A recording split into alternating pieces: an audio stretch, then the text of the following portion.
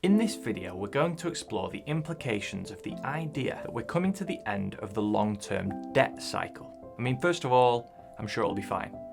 Hopefully, it'll be no big deal. I'm sure the experts have it all under control. I mean, the last time we came to the end of the long-term debt cycle, it was fairly peaceful and orderly, right?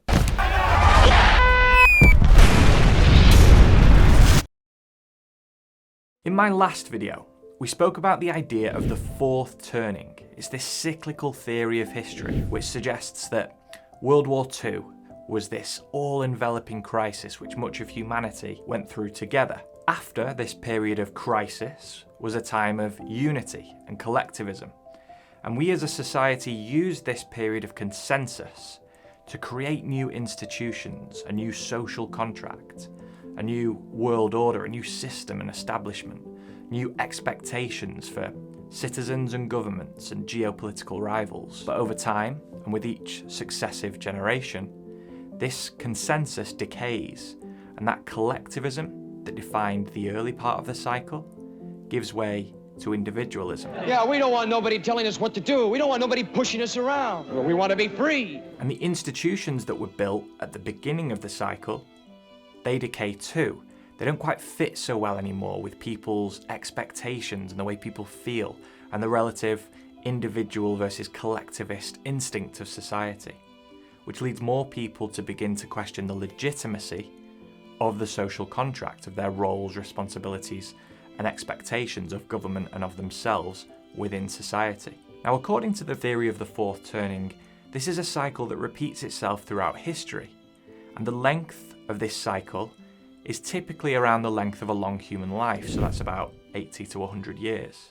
Specifically, the authors predict that we are now coming to the end of this cycle once again, and we're entering a new period of crisis. But, I mean, I'm sure it'll be fine.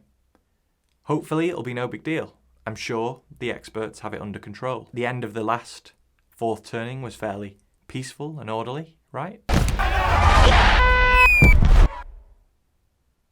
The remarkable thing about these two cyclical theories of history, the fourth turning and the long-term debt cycle, is that right now they're pretty much predicting exactly the same thing, that we are headed into a period of huge, irreversible change. Welcome back to the channel, team. On this channel, we attempt to understand the changing world, including what it means for you. Now today we're looking at Ray Dalio's framework for understanding the long-term debt cycle and principles for navigating big debt crises, one of which may just be on the horizon. This is going to help us understand how society is about to change, and it's also going to help you understand what you should do with your money, or at least what one Wall Street bigwig thinks you should do with your money. But before we get into it, team, if you enjoy the video, hit the like button, leave a comment, give me some feedback, consider subscribing to the channel if you'd like to see any more. Anyway, first, let's talk about the long-term debt cycle, how it works, and where we are within it. Ray Dalio is the founder and now chairman of Bridgewater Associates, the largest hedge fund in the world. As well as being someone who is very successful within the world of finance, he's also someone with a fair amount of cultural capital, appearing regularly on financial network television. He's published a best-selling book, Principles, and he's recently been getting attention for some of the frameworks he's published.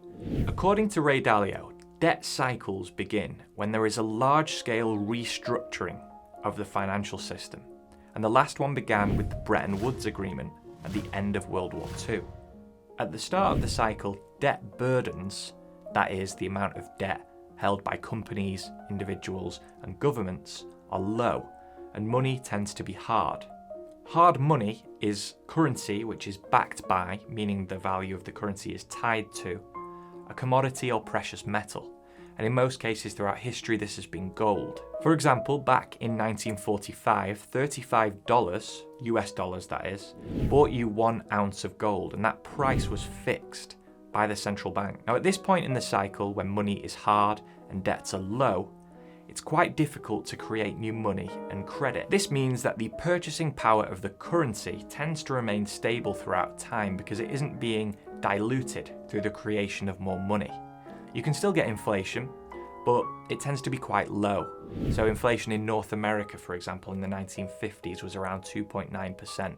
Now this is good if you are, say, looking to buy your first home. If you look at house prices, for example, in the United States throughout the 1950s, that is, early in the debt cycle, the median house price in the US was just over $18,000 in 1953.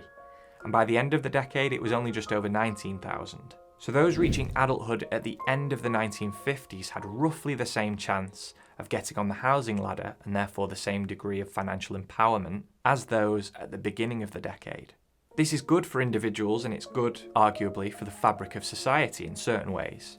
You don't get this situation where you have older generations who have throughout their lives had a much higher rate of home ownership than younger ones, as we seem to have now with young people finding it more difficult than ever before, seemingly, to get on the housing ladder. The problem in such an environment where debt burdens are low and money is hard for national governments, though, is that this doesn't give them much ability to pay for things like social programs, healthcare, roads, or napalm, bombs and drone strikes. Government's desire to spend and the democratic population's appetite for government spending see governments attempt to increase their spending power.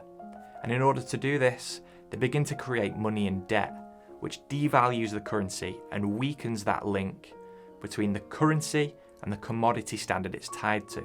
And in our case, that's the US dollar and gold. I have directed Secretary Connolly to suspend temporarily the convertibility of the dollar into gold. So, over time, as the debt cycle goes on, countries move from hard money to soft money, and from low levels of debt to high levels of debt, in order to increase their spending power. The government will go on doing this for as long as it can, and arguably it has to. If its geopolitical rivals are doing the same thing, you get this kind of a race to the bottom. And if the domestic population are demanding that the government pull out all of the stops to fix whatever social issue is currently at the forefront of the national consciousness, I would argue that governments don't really have much of a choice. But doing this creates its own problems. First, the continual devaluation of the currency and increasing levels of debt create social problems, such as rising asset prices, making things like home ownership less affordable. So earlier we spoke about how in the 1950s, so early in the debt cycle, at a time of low debt and relatively hard money, young people looking to buy their first home had a very good chance of doing so, no matter at which point in the decade they reached that life stage. Today, as debts are high and money is soft, this isn't true. The home ownership rate among young people now is lower than at any point throughout this debt cycle, and it's getting lower as house prices rise. This is a huge problem. To own your own home is to own your own stake in society, and to care about society's health and continued stability. If you don't have a stake in society, why protect it, participate in it, or invest in it? The fact that young people have no stake in society is, in my opinion, the reason that we've seen so much street-level disruption in recent years. And to be honest, it's one of the reasons that we're seeing just mad takes, mad ideas gaining traction recently. It's because of this eroding sense of society among young people. The middle class is disappearing, society is eroding, and young people are sick of it. The second problem with continual currency devaluation and higher levels of debt is that at some point people begin to lose faith in the currency and the ability of government to repay its debts. According to Ray Dalio, long-term debt cycles typically last around 50 to 70 years, and it's now been about 76 years since this one began. Debt levels are at record highs, and the currency is as soft can be. It's become a politician's plaything.